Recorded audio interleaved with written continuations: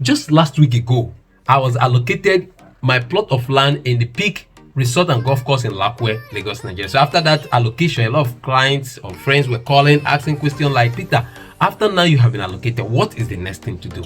All right, so in this video I'm going to be sharing with you what next after allocation. So please stick around, watch to the end, as I'm going to share this information with you. Watch to the end and you'll be glad you do. Remember, my name is Peter Twinnet from LekkiProperty.com. My job is to assist you with the right real estate investment information, so that when you're making real estate investment decision, you're able to make the right decision.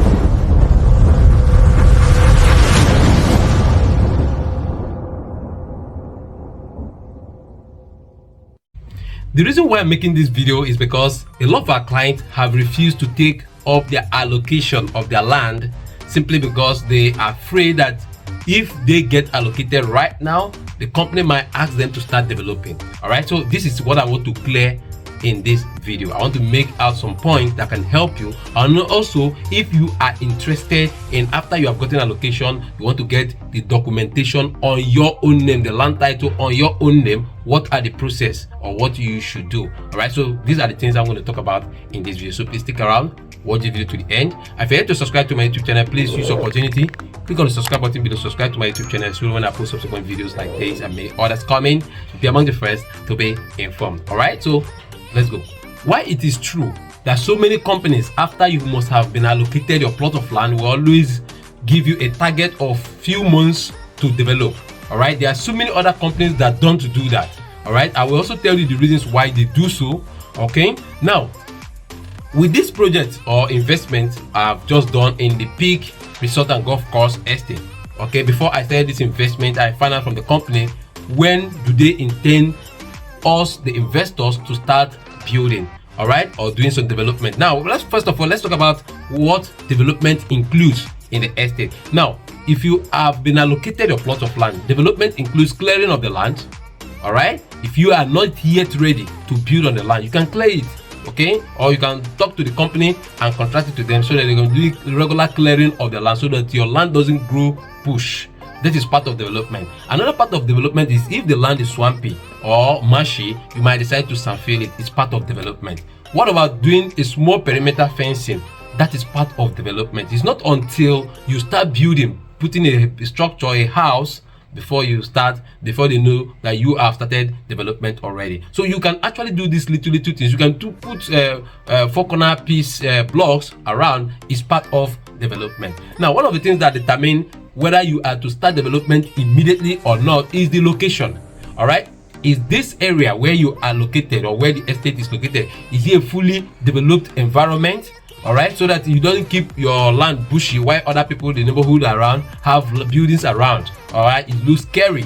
So because of this, some real estate company will say, okay, once you get you allocated in 90 days, which is 3 months, you are expected to start development. Now, some of those development is, like I mentioned earlier on, including some filling of the land is part of development. You can fill the land, is part of development, provided you keep the land clean.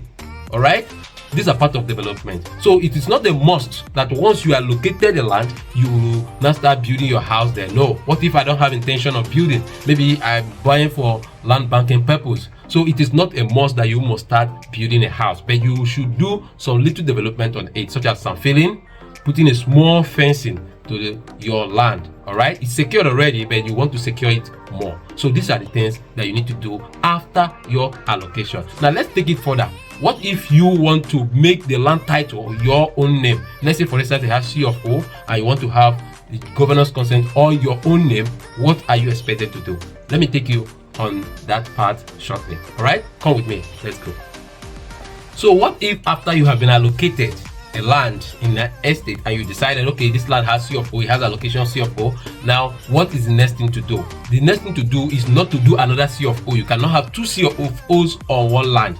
So what you need to do is do what they call governor's consent. It simply means that the governor is aware of this transaction or this land that is here. All right, so what is involved in doing the governor's consent? What is involved in doing governor's consent is your registered deed of assignment and survey that was given to you on the day of your allocation.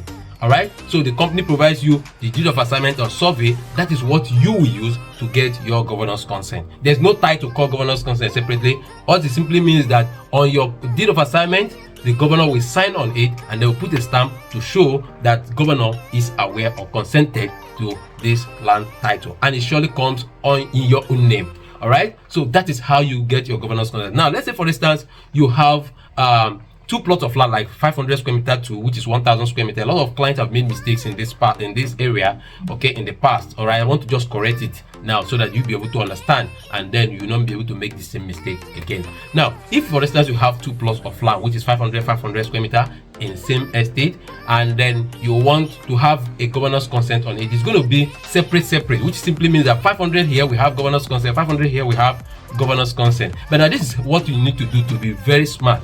All right, request that the company give you one survey bearing those 2 plots, which is 1,000 square meter on the survey. All right, by so doing, you can now have only one governor's consent, spend money on only one governor's consent survey only.